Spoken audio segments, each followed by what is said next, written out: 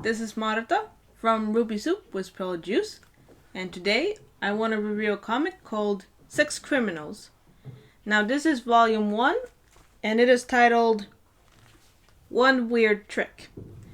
So basically, this is a comedic, like erotica type of comic about a woman called Susie and a man called John, and they both have this ability that when they have sex, and specifically when they have an orgasm, they freeze time. Everything just stops.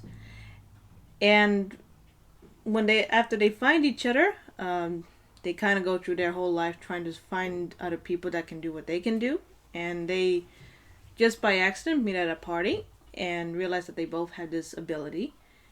And then eventually, they decide to rob banks.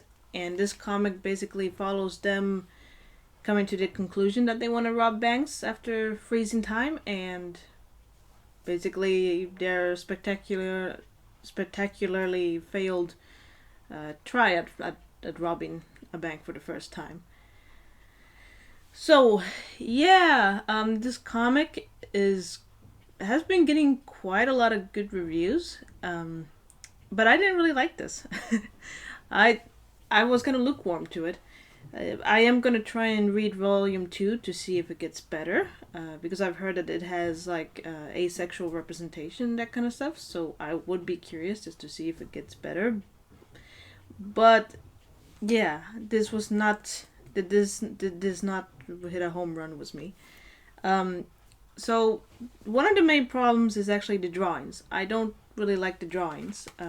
Let's see, like this is basically kind of what it looks like, and specifically, I kind of feel like that the Susie is drawn to be like really beautiful and really appealing, but John, the guy, he gets naked quite a bit too, and he's actually not that good looking, and he's actually quite unattractive. And I kind of feel like since this is erotica, then it should be kind of like sexy, and the sex scenes should be sexy, but they're not. They're actually really not. And I understand that it's like a comedy, but I borrowed this from a library, and it is actually marked right here as erotica, so that was a bit of a disappointment. And another problem that I have is actually with the characters. They're not very likable, and like there's this whole thing about like I understand like they rob banks and that kind of stuff. That's not my problem. I don't mind reading books about outlaws, but you should at least like make them sympathetic or likable. And like I kind of they try to have this whole thing that well, they're robbing banks for the greater good because Susie works at a library and she wants to save the library, but then like not really. The guy kind of convinces her to rob the banks, and yeah, it's not like a Robin Hood thing at all. Um, and even Susie, I find to be kind of unsympathetic. There's like a weird scene in here where they're talking about a porn actress that John, as a teenager, used to masturbate to, and Susie makes these weird jokes about how she was probably molested by her uncle, and it's kind of like that's not really funny. Child molestation is kind of a serious issue. People that go through that stuff like have tremendous difficulty their entire lives, and also it's kind of like it feels like it's kind of this weird slut shaming of female sex workers, which is kind of like I feel like, and especially considering that this is written by two guys, I kind of feel like you can't have a whole comic that is basically like porn and then make fun of porn actors. It does, yeah. Um, and then like it's weird. It kind of sends this really weird thing because then,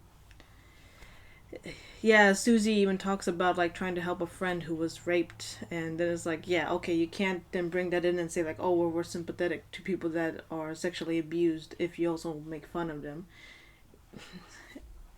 And John also, I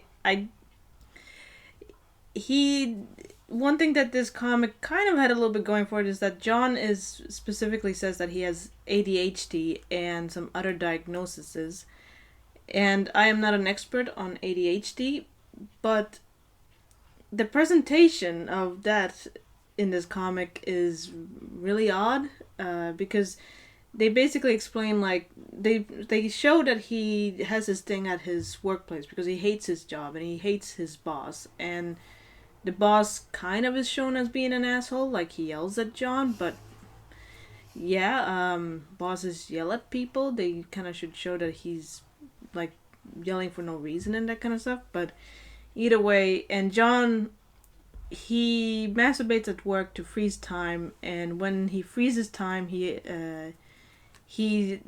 occasionally, like, poops in a plant that is in his boss's room, which is fine if you want. If they were like, they were saying like, oh well, he does it to get back at his boss. Well, not really, because they actually specifically show that after he's done that, a cleaner goes in and has to clean that. And that cleaner probably has a minimum wage. Probably, people kind of don't treat him very well.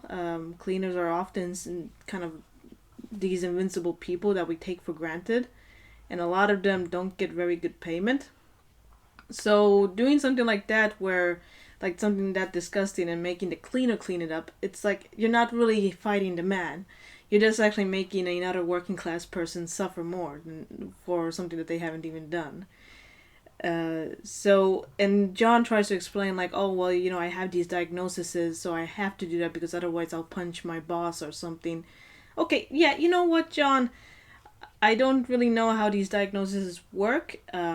I do have a diagnosis, Asperger's syndrome. I'm on the autism spectrum.